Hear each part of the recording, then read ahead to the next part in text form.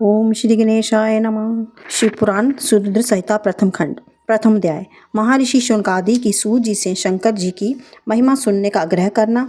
पुरातन काल की कथा है कि भगवान वेद व्यास जी महाराज के शिष्य एवं परम पौराणिक श्री सूत जी महाराज श्री गंगा जी और कालिंदी के संगम स्थल पर श्री शंकर भगवान की नगरी त्रिभुवनपति ने शिवजी के घोर तपस्या में लीन थे। उसी समय वहां पर महर्षि शौनक जी ने अपने अनेक ऋषियों सहित पधारे और वे श्री सूत जी के महाराज को शिव की उपासना में मगन देखकर अपने हृदय में अत्यंत प्रसन्न हुए। हाथ में जोड़कर श्री सूत जी प्रार्थना करने लगे कि हे प्रभु दीनानाथ, आप हमारी भव बाधा दूर करें, हमारे अज्ञान की नाश करते हुए ज्ञान के चक्षुओं को खोल लें। हमारा हृदय बड़े संशय में गिर गया है। हे ज्ञानेश, आगे कलयुग आ रहा है, घोर संकट का समय है। इस कलयुगी रूपी अज्ञान से हमें मुक्ति का मार्ग बतलाइए।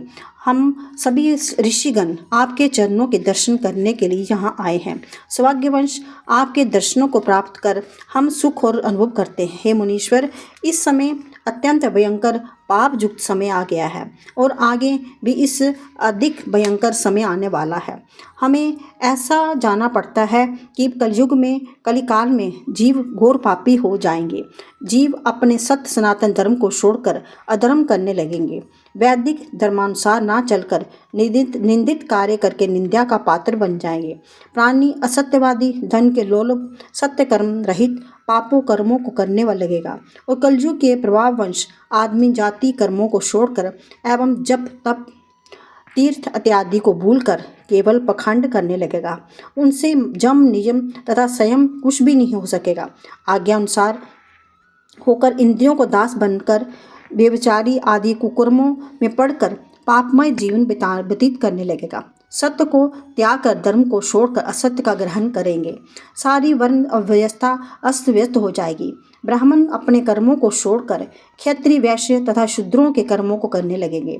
इस प्रकार क्षत्रिय वैश्य भी अपनी जातियों कर्मों को छोड़कर अपनी जाति कर्तव्य को भुला देंगे। ब्राह्मण वैश्य क्षत्रिय, ब्राह्मण शूद्र वैश्य, वैश्य क्षत्रिय बनने को दावा करेंगे। कहने का तात्पर्य ये है कि सभी वर्ण अपनी जाति कर्मों के विमुख होकर अधर्म आचरण को अपनाना लगेंगे, घोर पाप कमाने लगेंगे। देवगुरु काम, क्रोध और अहंकार में फंसकर उस पाप रूपी अथाह सागर में डूब जाएंगे। शूद्र जगोपवीति धारण करेंगे और ब्राह्मण कहलाएंगे। इस प्रकार पाप ताप से पीड़ित होकर अपने आयु को कम करने लगेंगे। शूद्र मंदिरों में घुसने का प्रयत्न करेंगे। ब्राह्मण वैश्य मांस मदिरा का पान करने लगेंगे। क्षत्रिय वैश्यगामी कुसंगी भ्रष्टाचारी स्त्रियां अपने पुरुषों को छोड़कर पर पुरुष पर तथा पुरुष अपनी स्त्रियों को छोड़कर अन्य स्त्रियों पर कामांध वंश पाप के बागी होंगे। वैश्याएं सत्यवती नारी बनने का दावा करेंगी तथा सती स्त्री लाछन युक्त हो जाएगी। पिता पुत्र, माँ बेटी, गुरु शिष्य का निरादन करने लगेंगे। जब तप शील बिल्कुल नष्ट हो जाएगा। पुरुष स्त्रियों को अपने भोग विलास की वस्तु समझकर उसका भोग करेंगे। ब्राह्मण केवल जगोपवीति से माने जाएंगे।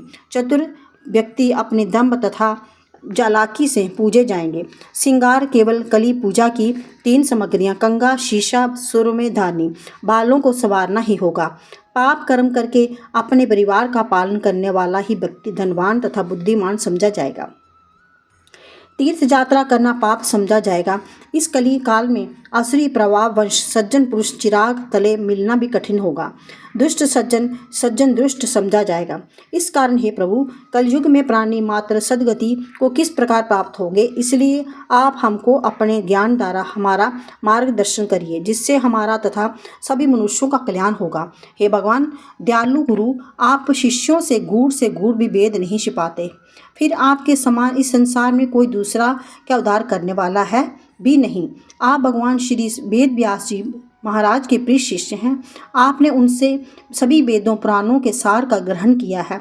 सो हे ज्ञानेश, हमारी इस ज्ञान रूपी अंधकार को दूर करके इस आने वाले कलिकाल को पापमय समय से बचने के लिए उपाय को समझाकर हमें मुक्ति का सदमार्ग बताइए, जिससे हम सभी जीवों का कल्याण होवे।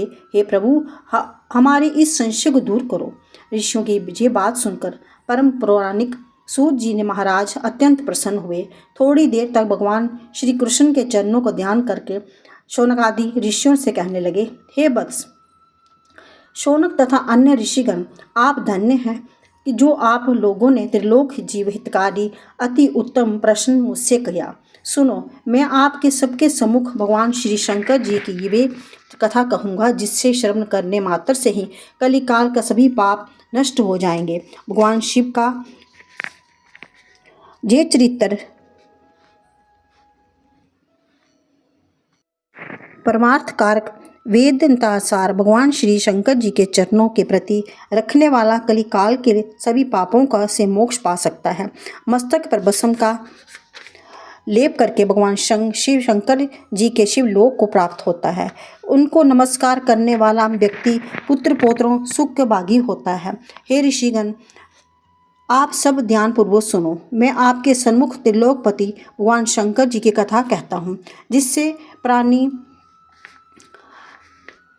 सारी व्यथा ऐसे नष्ट हो जाती है जैसे गर्म तवे पर पानी की बूंद नष्ट हो जाती है। भगवान शंकर के चरित्र कलिकाल के सभी पापों को नाश करने वाला है। भगवान शिव के चरणों में प्रेम करने वाला भूमंडल के अनेकों पापों से मुक्ति पाकर मोक्ष पा सकता है। उनका जश गान करके लाखों मनुष्यों को परम पद की प्राप्ति होती है। भगवान शंकर के भक्ति ब्रह्मदात हिंसा मदिरा पान व्रत तोड़ने वाला इत्यादि के पापों से विमुक्त हो जाते हैं। अतः प्रत्येक मनुष्य को चाहिए कि इस संसार को दुख का रूप जानकर भगवान शंकर जी का ध्यान करें। कमल के पत्ते को जल के समान शिव भक्तों के पास पाप फटकने भी नहीं पाते। शौनक इत्यादि ऋषिगण परम पौराणिक श्री सूत जी के महाराज के ऐसे वचन सुनकर हाथ में जोड़कर बैठ गए। ऋषिगणों की ओर शौनक जी ने प्रश्न किया है, भगवान श्री शिव जी महाराज निर्गुण रूप कैसे हैं? वे आपके समझाएं। भगवान श्री शंकर जी इस संसार चक्र की रचना क्यों तथा वे स्वयं कैसे उत्पन्न हुए? क्या संसार अथवा प्रलय के समय भगवान शिव जी किस अवतार धारण करके अवतरित होते हैं? क्या कार्य करते हैं और अपने भक्तों के वश में होकर कैसे भक्तों का कल्याण करते हैं? हे भगवान, आप गुरु कृपा से भूत भविष्य तथा वर्तमान तीनों काल के विषय में पूर्ण ज्ञानी हैं। हमारे माता पिता व गुरु आप ही हैं। इस संसार में आपके समान कोई दूसरा संयम अथवा नियमों का पालन करने वाला नहीं है। आपके भगवान से सभी श्रवण किया है। सौभाग्यवश आपसे हमारी भेंट हो गई। बिना बगैर सौभाग्य से आपके दर्शन दुर्लभ हैं। हे प्रभु, आप कलिकाल के पापों को नष्ट करने वाले भगवान श्री शंकर जी का परम पावन कल्याणकारी तथा कथा सुनाकर हमारे इस जीवन को सार्थक कीजिए। हे पाप मोचन, हे जगत पिता, हमारे इस संकटों का उद्धार कीजिए।